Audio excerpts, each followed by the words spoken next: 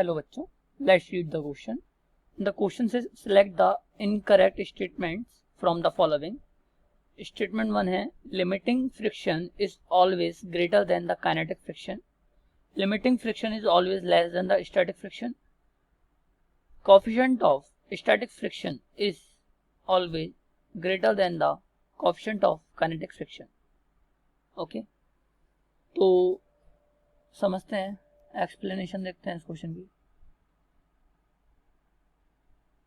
We know that कि friction दो तरह के होते हैं. ओके, एक तो होता है स्टैटिक फ्रिक्शन, एक होता है काइनेटिक फ्रिक्शन.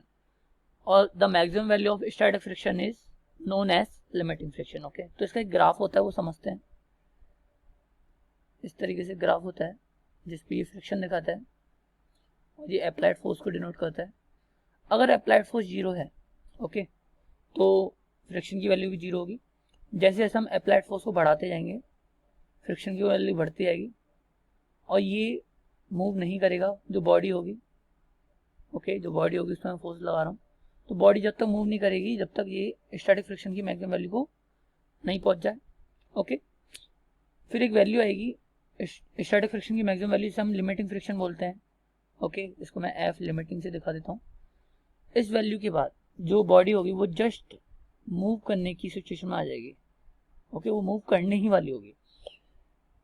ये वाली जो वैल्यू होती है वो होती है लिमिटिंग फ्रिक्शन की. फिर इससे थोड़ी सी कम वैल्यू होती है काइनेटिक फ्रिक्शन की. जब वो मूव करने लग जाती है तो हल्की सी कम वैल्यू लगती है, काइनेटिक फ्रिक्शन लगता है जब वो मूव कर रही होती है सामने. ओके, सो इस ग्राफ से हम देख सकते हैं कि limiting friction is always greater then kinetic friction. Okay, so option first सही है. ओके, ऑप्शन फर्स्ट में कोई दिक्कत नहीं है, करेक्ट स्टेटमेंट है. नाउ सेकंड देखो, limiting friction is always less then. नहीं, लिमिटिंग फ्रिक्शन जो होता है वो स्टैटिक फ्रिक्शन से ज्यादा भी हो सकता है, वो इक्वल भी हो सकता है. लेस देन तो कभी नहीं होता.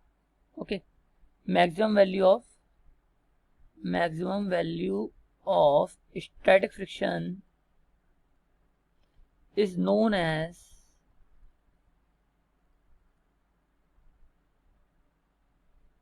Limiting friction. ओके, सो ये स्टेटमेंट गलत है. Now, coefficient of static friction is always greater than the coefficient of kinetic friction. अब देखो कि एक होता है म्यू एस और एक होता है म्यू के. 90% टाइम तो ये इससे ग्रेटर देन ही होता है. ओके, लेकिन कभी कभी किसी की सिचुएशन में हम इसको इक्वल भी लेते हैं.